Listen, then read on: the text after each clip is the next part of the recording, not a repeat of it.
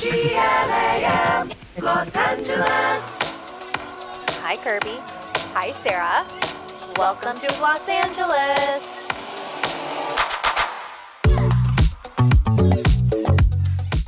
Sarah, tell me why. No. Tell me why. I know.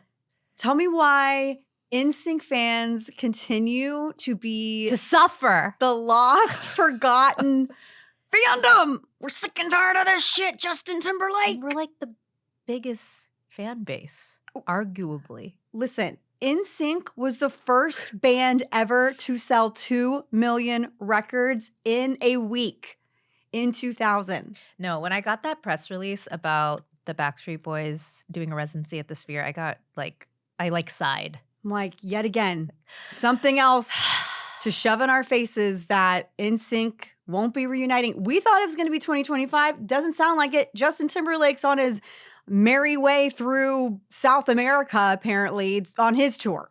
And it's still doing well? Through the middle of the year. Okay. Listen, I feel like I know what's going on in the conversations, and like everyone besides Justin is like, let's do this. Like, let's go. And then he's like, I agree. I read that there was supposed to be an NSYNC biopic. Oh, right. Okay. The Hollywood Reporter did a really great story about this. There was going to be an NSYNC biopic, or there were discussions. Yeah. Nothing is actually happening at the moment, but part of the problem has been that all of the boys have different managers. So it comes into this thing where before they just had one manager, Right. and they all own that name. Yeah. But now they all have 5 different Oh, managers. There's yeah. 5 different egos. Okay, but if Backstreet Boys can figure it out. But Backstreet Boys, Yeah. none of the Backstreet Boys have ever had a truly successful solo career. Yeah. None of them. Yeah, none of them. And I have to give them credit. I was thinking about this. I was getting ready this morning. I was listening to their new song called Hey, which y'all, if you're an NSYNC fan, you may drag me to absolute filth for saying this, but I have to stand in my truth. In terms of catalog, Backstreet Boys has the better catalog. Whoa. Their music, I'm No, sorry. I mean, I used to listen to them too, of course. They have banger after banger. NSYNC has great music that means a lot to me. Yeah. It's sentimental, and I have a lot of memories tied to it. Hmm. But like, if I'm here, I would rather, y'all are going to hate me for this. I would rather hear I Want It That Way or Larger Than Life than Bye, Bye, Bye. Or It's Gonna Be Me. Maybe not It's Gonna Be Me, but I'm just saying. I know. But you know what? You're right, because my favorite NSYNC songs were never like the singles. They were always like the Just the track. the rest of the songs. Yeah. Like- there wasn't an NSYNC single that I was obsessed with. Yeah. I always, except for This I Promise You, Yes. Spanish version. The turtlenecks. Spanish version. I'm telling you right now. So I know I'm going to get married when this man, JC Chazé, is singing This I Promise You in Spanish. When you hear it start When I playing. hear the guitar acoustic playing, I'm going to look around and go, oh my God, it's happening. It's happening. And they're like, they all look really good, the Backstreet Boys. No, they do. I'm sorry. They look great. I was a Kevin girl. I was a Kevin girl as well. I feel It's like the light. It's the dark hair, light eyes. We both love JC and Kevin. And by the way, Kevin still fine. But still arguably, so fine. Kevin was the most handsome one. He is he's the hottest man Like I've ever seen. Nick Carter. No, sorry, not for me. Oh, see, Not for okay. me. So when I worked at Pop Sugar, he had a reality show with his wife, and he came in to do an interview. And I mean, I got it. Okay. I got it. Like Yeah. when I was younger, I definitely leaned towards Nick. Kev. Like I okay. loved Nick. Then I grew into Kevin. You know why? It's because it's like the baby face. the baby face, And he was soft closer features. to our Yes, age. Yeah, It was like, that's why so many girls love Justin, because he was like Yeah. the most attainable. totally. Like Joey was a grown man. yeah, Joey was a dad, But you know what? I saw this video. and so was AJ. Oh, but I love AJ. Yeah. And by the way, if you Still so fit. AJ and Joey, they put on a good show. I went to their concert that's last year, right. remember? But it's like you realize as you get older that Joey Fatone, there was a reason why the moms were like salivating over him because he was like a man. He had a goatee, red hair. He was constantly sticking his tongue out. You're who was rooting for Chris? there is a contingent of women Who? that loved Chris. Who? Okay, this is really taking it back, but when I was, I can't I'm even remember. dying to know. When No I was offense, on Chris NSYNC Kirkpatrick. fan sites as a 7th grader, Yeah. I'm not kidding. Yeah. Like those random fan sites. Totally. I became pen pals with a girl named Courtney. And Chris was her guy. She loved Chris. Interesting. Okay. And we would okay. write letters to Yeah. each other. Maybe it was when he had his little like braids or whatever. So problematic So of the pineapple braids. Yes. No, I mean, these were the times. Yeah, the times. These were the times. I These were think the that he looks back and times. is probably like, what? But Chris, NSYNC would not exist without Chris. Yes, Actually, right. Oh my God, I wrote this down. Can I read you Yes. something? So when I was learning about this NSYNC biopic, I'm like, okay, who is going to play who? Yeah. Like who would be like a, Yeah. a contender for all of this? Oh my God, I hope I can find it. It was, this is from Joey's birthday on January 28th. Okay. Okay. So I must have been reading about this around Okay. that time. My initial thoughts as Justin. Okay. I'm going to go in order of Okay. the letters in NSYNC. Okay. Jack Harlow Okay. or Joshua Bassett. Okay. Do you know Joshua Bassett? Let me see. Joshua Bassett was in the new High School Musical TV series with Olivia Rodrigo. Okay. He was the epicenter of the drama between her and Sabrina Carpenter. Okay. Yes, yes, yes. He can sing. He has curly hair. I think that he could nail Yeah. a Justin Timberlake. I feel like Jack Harlow's too old now. He is, but I also think that Justin Timberlake is like Jack Harlow is who Justin Timberlake wished he was. Okay. Yeah. Like that in cool his career. Yes. rapper. And I know that they're like kind of friendly, and I could see Jack Harlow being Okay. a really smooth Okay. Justin Timberlake. Okay. Maybe later years. Okay. Okay. I'm gonna go with so for Chris, Gabriel LaBelle. He was in the Steven Spielberg biopic, and he was also in the Saturday Night Live Okay. movie playing Lorne Michaels. Okay. He could do it. Yeah. Okay. He I could do see it. that. Or Joe Locke from Heartstopper or Agatha All Along. Do you know any of these people? They're children, but they have to be. Okay. Okay. Yeah. No, they have to be. And then I put a note, editor's note. Chris started the group, so I think it would be smart to have a potential biopic with him as the narrator. So it has to be a really strong actor. Okay. And Gabriel has the gravitas. He's been in like Oscar contenders, and Joe, people just love him. Guys, she's really thought about this. I have thought about this. Okay, Spencer House. I'm literally Googling everyone that you're saying. Okay. And to be honest, I cannot remember who Spencer House is. Okay. He was born in 1992. He's from Texas. He was in a movie called Space Force, Teenage Bounty Hunters. Will you show me his Yeah. picture? I can't even remember. Yes. Okay. This is the guy from Tell Me Lies. Okay. He's one of the actors in Tell Me Okay. Lies. Spencer House or Jacob Elordi as Joey Fatone. Do not tell me. There's going to be a whole storyline about Joey being able to get it. Picture Jacob Elordi with a goatee and red hair. He could be Joey. No, Jacob Elordi's too handsome. He could be. He's Joey too- was handsome. No, I'm not saying that Joey Joey was not a handsome. hot man. No, this but is gonna it's like too. It's like No. too handsome. let him pack on a few pounds, just a little. Like Okay. he needs to fill out, not like he needs to gain a ton of weight, but he needs to fill out his face a little bit. With a goatee and red hair, he could get Joey Okay. or this guy, Spencer Okay. House. Okay. Okay. What about You're- like a Noah Centineo? Because he can pack the pounds and like he's still like He could pass as Italian. I think oh my God, isn't he Italian? Centineo? Is that Italian? Isn't it? I don't want to get into that territory. I don't know. But yeah, maybe Noah Centineo. Okay, Spanish. I was gonna say he's giving Spanish, like Italian. Latin. Okay. So then It's frequent in Italy. Okay. Oh, okay, let's- okay, okay, We can okay. put him there. you're as a gonna maybe. laugh your ass off at this. Okay. Okay. Do you have any guesses as who Lance Bass could be? You're no, not? I don't, because I don't know these children. Who? Barry Keoghan. No. It could work. It could work. Or Lucas Gage. Oh, Lucas Gage. Lucas Gage could be an excellent Lance Bass. Yes. Okay. Yes. Okay. Don't yes. tell me that's not great. Okay. And No, then it's you're actually going to die when you hear who I'm suggesting. Lucas for Gage would Casey. be great. Okay. Who? Okay. Look up Thomas Doherty. So Thomas Great. was in Tell Me Lies. He was also in the reboot of Gossip Girl. Yes. Okay. I Okay. remember his face. His face. He has the dark hair, blue eyes. I think he can sing potentially. Okay. Or, and really hear me out on this, everybody, please. Timothy Chalamet as JC Chazet. Okay. I'm fine with that. I'm fine It with works. It works. Yeah. And he can, if he can be Bob Dylan, he can Oh, figure he out JC definitely Chazet. can. Can you imagine? That's like more his wheelhouse, I think. Okay, this is actually the reason why I picked him. Imagine Timothée Chalamet wrapped in a straitjacket Yeah. being on the cover of the Schizophrenic album. Yeah. That's going to be a whole part of the biopic too. Like, why did Justin rise when JC had schizophrenic? Like, Timothy would nail. Yeah. And he'd obviously be the star. He would nail ADIDAS all day long. I dream about sex, or all day whatever. All day I dream about sex. Yeah. That song. Yeah. Or blowing me up with her love. Oh my gosh. Can you imagine him like pretending to do like the No. marching band thing? It would And work. then humping the stage. We got to figure out who's going to play Lou Pearlman.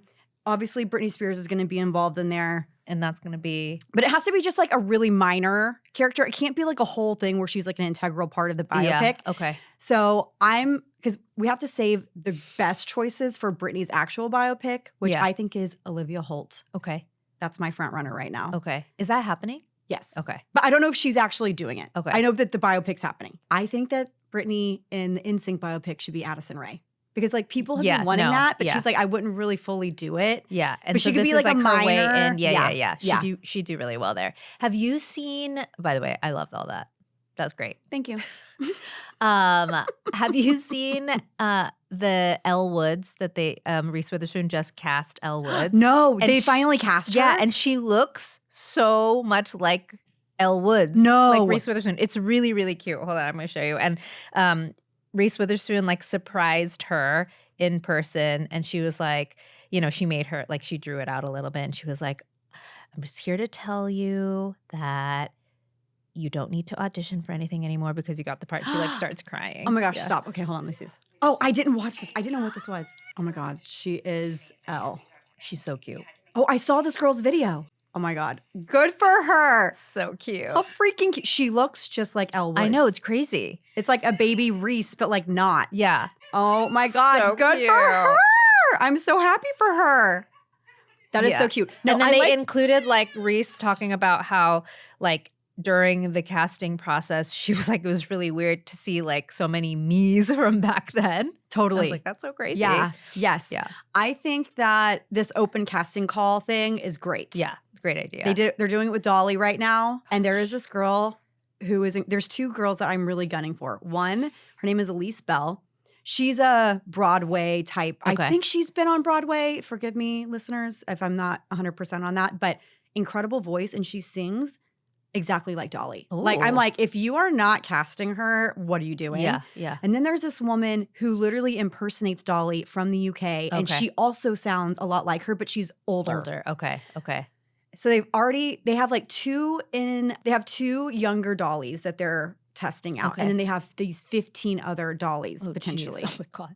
And does Dolly have a part? Does she have a say? Yes. Like she's Yeah. Yeah. basically helping oh to my pick. Gosh. But that's what they need to do with Brittany. I know Brittany will not be a part of like any of No, that, yeah. unfortunately. And good for her. Yeah. That's her own thing. But I feel like they do need to go either, if Olivia Holt doesn't get it, they need to do like total unknown. Yeah. Yeah. Yeah. I think so too. Because I feel like if it's too big of a name and too big of a personality, then it's like that's all you see when you're watching the People movie. are like, Sydney Sweeney. I'm like, are y'all on crack? They have to actually look a little bit, yeah, or the prosthetics have to be so good. yeah, It has to be like Lily James and Pam and Tommy. yeah, yeah. But I think you're right. For like a Britney Spears biopic, like it needs to be someone A unknown. complete unknown, if complete you will. unknown. If Yeah. you will. Yeah. So if you get invited to the Sphere, will you go?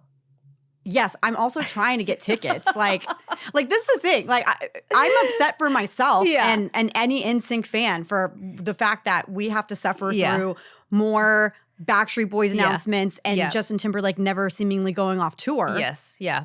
Which JT, I mean, please, you need image rehab. This is like the best thing you could do. This No. man is a glutton for punishment. I do not understand it. Yeah. I love him dearly, but like I need to study his brain yeah. as to why he behaves in this fashion. I mean, his ego is just It's so getting large. out of control. I mean, so it's large. maybe been out of control. Anyways, maybe one day we'll get an NSYNC reunion I hope before so. they're all 50.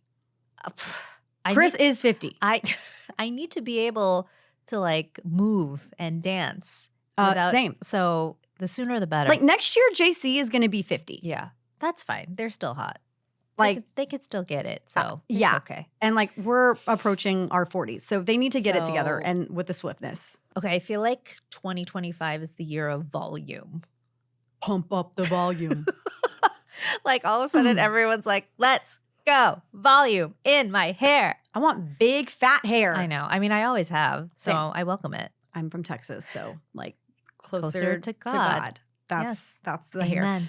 And, you know, the conversation around thin hair has been like very prominent on social media. People talking about like hair shedding, hair thinning, Yeah. like alopecia, postpartum hair loss, Yeah. like all of these different things. So if you like volumizing products, we've been seeing a lot of them just in general, Totally. like volumizing, thickening, things Yeah. like that. Yeah. For our Glamgelinos who test products for us in our Slack group, which you can join through our link in our bios or on our show notes, they have been testing this new product that officially launched. It's launched available. already and it's available. It is Odell's volumizing foam. And if you're like, Odell, that rings a bell. Odell also, yeah, we love rhymes. Odell activated with us last year on a scalp and body scrub that Mhm. our listeners tested as well. And loved. And so they were like, let's come back for round 2. They gifted everybody the volumizing foam, which offers 8 hours of volume, heat protection up to 450 degrees, and humidity protection to help minimize flyaways with zero sticky residue or crunch. Sarah and I have talked about how usually if you're putting something in your hair, it's going to act as a heat protectant of sorts. This claim, though, has been actually tested Yeah. to withstand up to 450 degrees, Yeah. And which is great. I love, like, I know that we have tried, volumizing sprays. Obviously, there's powders, things like that. I love a foam. Like, I've always been a mousse. like a mousse girl. And so I think that for me, like, I really feel like I'm able to get it all over, the roots of my hair. So I love this product. So it has amaranth, which supports hair thickness and bounce, rice protein, which helps volumize and boost shine. And then to Kirby's point, it has a heat protectant thanks to a vegan thermal shield, which helps prevent heat damage up to 450 degrees, which if you're actually using that much heat in your hair, that's crazy. But you know what? Some of these tools, Yeah, they go- automatically go there. Right. And so you're not adjusting it really. I mean, Totally. I am not looking at my T3 curling iron and Do you go to the highest level? I don't go to the highest one, Yeah. but I also don't know what the highest they Yeah. have is. I'm sure it's not 500. I'm Yeah. sure maybe 450 is the highest. I think I go to like the second or third level, which is probably pretty hot. I go to 4, so I'm really up there. So I definitely need Do you heat like to see protection. the steam coming off? Wait, do you know what thermal shields or heat protectants are usually made of? I'm interested in this vegan. Yeah, no, I don't know, actually. That's a good question. Hold on. We should reach out. But this is also made without SLS or SLES, sulfates, formaldehyde, phthalates, parabens, dyes, synthetic fragrances. If that is something you guys are super worried about, of course, Sarah and I have our own thoughts on those things. But we also like to announce it as a lot of people in our testing group do ask, is this made without fragrance? Is it made without parabens? Things like that.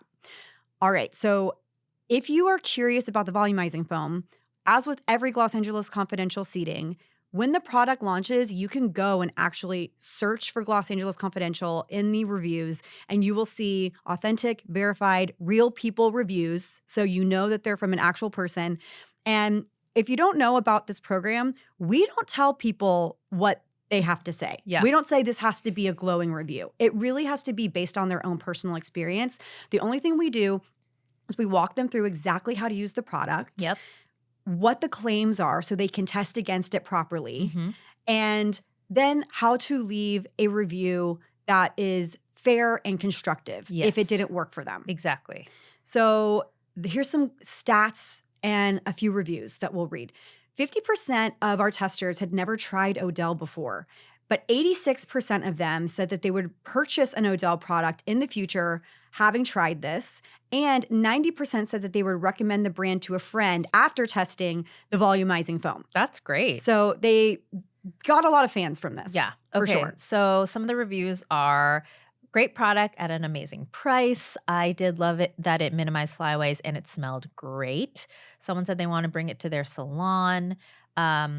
They said they enjoyed the experience of receiving this sort of mini PR kit. They thought it was very thoughtful. And then this other tester said that she had participated in the scalp scrub, which made her an Odell fan already. So now she's calling herself an Odell loyalist, which we love. And she's also buying more of their products. There is some feedback, Yes. which I think is important to share. This says, it did take me a little bit to find my groove with the product. I focused on the directions that said to focus at the roots. When I did that, I didn't see much, if any, lift happening. And for reference, that this person has long, fine, wavy/curly hair and a lot of it. But once this person focused on the length of her hair, she started seeing body and volume in her waves and curls, and she fell in love with the product. So it maybe takes a few tests to figure out how it works best. Yeah. It seems like it's indicated, obviously, to be used at the root for that volume and lift. But a lot of people actually in the responses that I was reading said, I actually like it more for like body. It like helps almost width-wise versus height-wise. Oh, interesting. And most of the criticisms that were received about the product were that they wanted more volume. Okay. And that they did feel a slight quote-unquote crunch to the hair. Which I guess is like normal with a foam, a with mousse. a foam or a mousse. So yeah, I think it depends obviously on your hair type, how much hair you do have. And then, because if you do have more hair, potentially it might not get as high as you want. But I also think that if you are scared of having too much volume, that this could be a good starter volume foam. Yeah. That's the thing that I love about Los Angeles Confidential is the fact that I feel like brands learn something about these new products, right? Yes. They're like, oh, actually, like we're learning that people like to use it from, root to tip. Like I think it's like almost, I mean, it is a focus group. It's a testing group, right? Yes. So and it helps with the messaging of like how to use the product, or even on social, like, okay, this is how it's indicated, but maybe we go a different direction and try to help people realize how many different ways you can use the product. Yes. Okay, so the Odell Volumizing Foam is $12. You can read all of the reviews on odellbeauty.com, and you can find it at Ulta, Amazon, CVS, and Target. Great price point. Yeah, I love it. We have some news. Sarah, is Mac back? Did it leave? No, it sort of did. It's never left, but I feel like it was just like left out of the conversation. Okay, great way to put it. We've talked about this before. When we were at Amazon, we mentioned, is Mac actually driving trends anymore? I don't think so. Yeah. And I stand by that. However, I'm not. I stand by that. Okay. But they have products that are tried and true. Yes. And I will say this till I'm blue in the face. I will always go out and pick up a MAC Giga Black Lash Mascara. Yes. Until the day I die. That is a mascara I will always have on my person. It will always be in my drawer. I will always have it because I know it works. So many MAC colors, Ruby Woo, Stone, Greige. There's so many standard. They're just the blueprint. Yes. For so many things. I mean, the brand's almost 40 years old. Next year it'll be 40, which is bonkers. Yeah, and I feel like if anyone has trouble finding their foundation shade, it's like, just go to MAC. Go to MAC. Go to MAC. Go to MAC, get it figured out. So I don't think that they have ever been irrelevant. I just don't think that they are driving the trends they once used to with their products, like with their Fix Plus. Right. Like they were really innovative in their product formulas for a very long time. And now I think we're seeing that elsewhere. I think that they just have the staples that a lot of people are taking the blueprint and then kind of elevating off of. Yep. But they are back in the conversation, baby. Okay. So last year, we saw this rise of the cooler tones. It's these cool tone palettes, cool tone lip products, cool tone contours, which like arguably contours should always be cool toned. And there's been influencers on TikTok specifically that focus solely on cool tones, which is really, really fascinating to me. And we love Erin Parsons, beauty historian. She was the one that kind of got the conversation back of, okay, so Mac Spice, iconic lip color, does not look like the original formula. Yes. Then we get Vic Casal from Mob Beauty, who literally created those formulas. And shared with us like the actual shade, like in his notebook, in his little like lab that journal. he wrote in 1989. So sweet. And it just spawned all of this conversation where Mob even made essentially a dupe of Vic's own product from 30-something years ago. That's M1990 lip pencil, one of my absolute favorites. I buy it. I also have that on my person at all times because it's such a great shade. But MAC said, oh, okay, if we're going to be getting duped and people are going to be talking about these long-lost products and bringing back these certain products, then we're just going to figure it out. Yeah. So there are so many headlines around MAC that I just wanted to share a few of them with the listeners and you, because there's just a ton. So this says MAC Nudes campaign included Martha Stewart, Julia Fox, Odell Beckham Jr., and Tiffany New York Pollard stripping down with the tagline, "I only wear MAC." Did you see this? Yes. Yes. Where Julia Fox was like basically naked on the subway. Totally nude on the subway, probably with some like a merkin and some pasties or something. And I thought it was really smart. It reminded me a lot of the PETA ads. Yep. It's almost akin to like a Got Milk ad with the signature mustache. I think this is something that they can keep up for decades moving forward. Yeah. You know, MAC has always had their Viva Glam campaign, and that's something that's been very steadfast for them. And their products are steadfast, but I think this is like a really fresh, relevant take on the brand that we can continue to see throughout the future. Yes. Yes. Then they did something really fun on social. They leaked their nudes, quote unquote. So they launched, I believe, 28 new nude shades in a variety of different tones and things like that. And initially it was, they posted on close friends and it was like, we're leaking our nudes. And everyone was like, what the hell is going on here? And it was a really smart way to just drum up excitement. Yes. And also kind of tease to people like, some stuff is coming back. Yep. We're going to have some of your favorites come back. They launched this makeup bag during Fashion Week, which I am so absolutely jealous of anyone that got this bag. I believe they gifted it to a few people and you could buy it, but you cannot, it's sold out. And for good reason. It's a $295 bag that was in a collaboration with the fashion brand Luar. And you open up, it's a cute little tote and you open it up and there are pockets for all of your products. Cute. On the sides. So smart. I have been literally trying to think of a way to create some kind of mini thing for my makeup brushes so that I could keep them with me in like a clutch of some sort. Because I actually like having some makeup brushes on me throughout the day.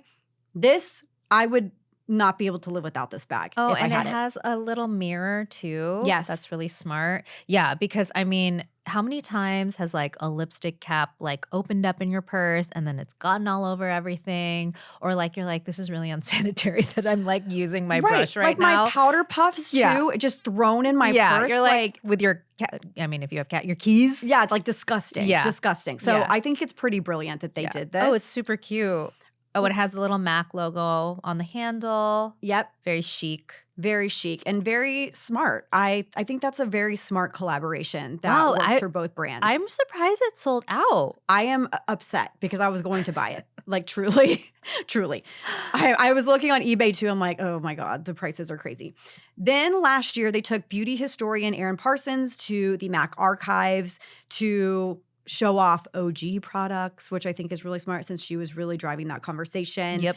And when they released their new nude line, they brought back the original MAC Spice, except now it's called Cool Spice. So the they're spice they have now, that it's different. Yes. So the spice they have now is warm. Yeah. I don't know. I understand why they're calling this new one Cool Spice. I think it would have cost them too much to like change the name of their current spice to warm spice. Yes. It would be too much work. And there's just too much consumer confusion if someone goes in and is like, I'm looking for looking for the original spice. And they're like, wait. The new original spice or the old original spice? They should have done like what Pillow Talk did, where it's like Pillow Talk. It's like numbers, right? So Pillow Talk has the original. Yes. They have medium. Yes. Or medium. Deep, yes. And then I don't know if they have a light. Yeah. Maybe they don't. Or like they should have just, or even like the year.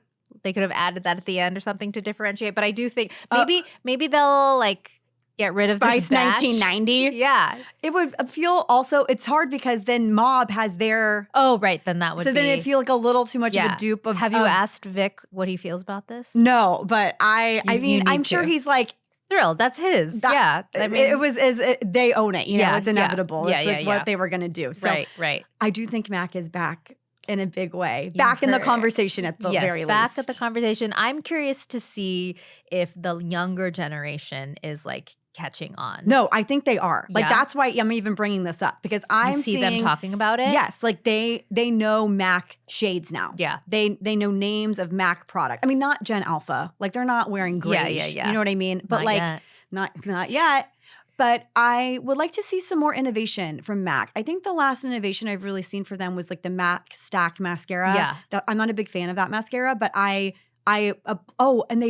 was it MAC Stack? Yeah, because they kept calling it like a dry shampoo for your Yeah, and then I lashes. feel like they try with the new skincare products, but I just don't I don't think of MAC when I think of skincare. No, the only thing I really think of for MAC when I think of skincare is the strobe cream. Yeah, but I bet that's not even I don't even skincare. call that skincare. Yeah. Also, interesting news is that their creative director, Drew, Yes. has left the building. No. He left. So he did all of this, okay? Where'd he go? We're going to find out. We'll know by the time this goes live. Rachel Strugatz at Puck has the scoop. I was DMing with her the other day. I'm like, I'm fascinated by this. So he left. And apparently what happened is he told Mac, I have another opportunity. So he's going to a different beauty brand. Who do we think it is? I have no idea. I would have to say, I would think it would be someone new, like a new brand. And he is so iconically I don't want to say punk, but he's he's an artistic, creative, very avant-garde type of person. So I feel like it has to be a very fun brand. Yes, it has to be something where he can really shine and spread his wings. Yeah. Yeah. If you're not familiar, Drew Elliott is the global creative director of MAC Cosmetics. Well, he was up until this past week. Rachel reports that he told the Estee team that he had this new gig, and they essentially showed him the door, which is pretty normal in this type of circumstance. Yes. I mean, he's very high up at MAC. Apparently, Estee also got rid of their trend team. And it was essentially associated. Rachel was reporting that it was the MAC team that oversaw trends and innovation, and they were all let go. But apparently, that was it was an Estee team, and Estee was like, there was too much crossover, so that's what happened. Okay. That's the word on the street, according to Rachel Strugatz at Puck. But I'm really curious to see if it's a new brand or an existing brand that needs the same sort of refresh. Perhaps. And maybe, just maybe, he's going to revive a brand that I would like to speak about. Ooh, I feel like you know something. Welcome back to Misscontinued. Today, my friends, this is a hard one for me because this brand was near and dear to my heart for so long, and it abruptly shuttered in 2018. Sarah, Why? do you remember Obsessive Compulsive Cosmetics? I do. When I was looking at the doc and I saw this name, I immediately pictured the packaging of the lip tar. Okay, if you do not know or have never heard of Obsessive Compulsive Cosmetics, they Educate changed the game. They changed the game. This brand blew up with lip tar. Lip tar, very aggressive name. Yeah. Very harsh name. Yeah. But it really was unlike any other product on the market. It had the longevity of a lipstick with the application of a gloss. Mm-hmm. Okay. And I'm not talking like you had a doe foot applicator in a tube and applying. It was a little paint tube with a little tiny paintbrush, and you applied it to your lips. It packed a punch of pigment unlike anything else. It felt amazing. It was the first ever vegan and cruelty-free beauty line. Wow. I know. Even ahead of Urban Decay? Mm-hmm. Wow. Apparently truly vegan and Truly, cruelty-free. Okay. Okay. I wrote in here, it was pigmented as fuck. And it was. And it came in really fun colors. Yes. So that was the whole thing, is that this lip paint, it was before any other paints, if you want to call them that, on the market. And it really ushered in the brightly colored lip product era. Yeah. Before that, it was shades that you could play with and maybe one off color Yeah. from a brand. This, not only were there so many different shades to play with, I believe 55 in total, but you could, because they were paint-like Yes. products, you could mix them and create yeah. your own shade, which Yeah. was amazing. And they came in a million different finishes. Yes. You had matte, glossy, holographic, sparkle, frost, Whoa. shimmer. So many. The list goes on. It also had peppermint oil in it. And so it smelled Ooh. really good. It gave your lips a little. I remember when Tingle? I first got this product, I know it was called lip tar. Okay. So please do not judge me. It was called lip tar. But I remember when I first got it, I was a little baby beauty editor. I put some on my eyes. I'm a fucking idiot. And Well, it did sting. It's in a paint tube. And it really made my eyes like I was feeling it because of the peppermint oil. Okay. So like just make sure you read the instructions before you apply any products. Yes. Learn from Baby Kirby. Oh my gosh. But they had shades like Grandma, which was this coral pink, like you were a Palm Beach grandma with like this, and people were obsessed with this color. Black Dahlia, a true black, and Techno Pagan, which was, it was like this electric purple shade. I mean, people were losing their minds. These were the lip colors that made people turn their heads.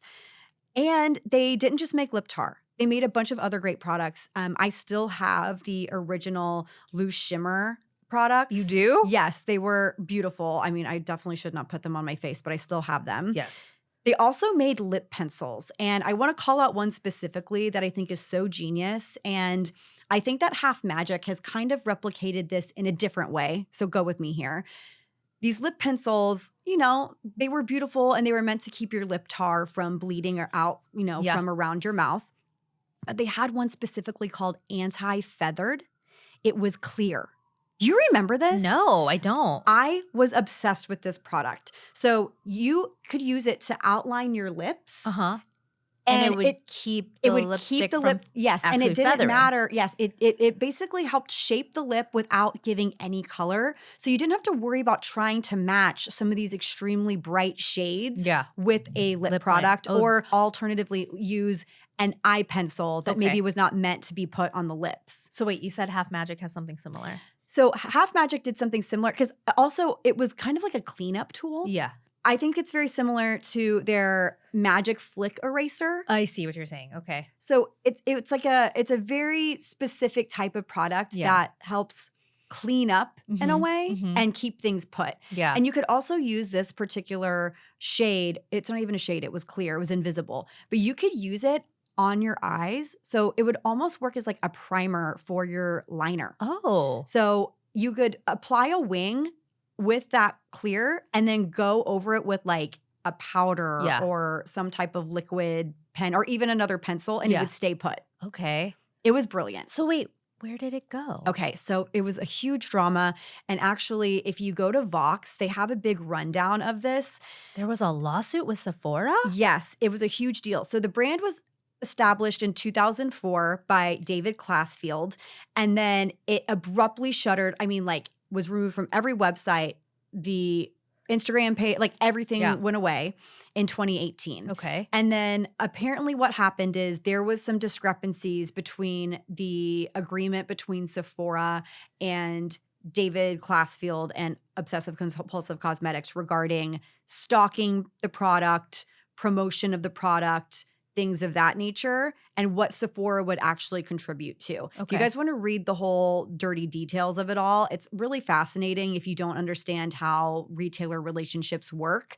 But essentially, Obsessive Compulsive Cosmetics was like, we cannot sustain this brand anymore based off of what Sephora is asking us to do in terms of exclusivity, in terms of the amount of product we have to provide, and the amount of other retailers that we are turning away. So we have to shutter the brand.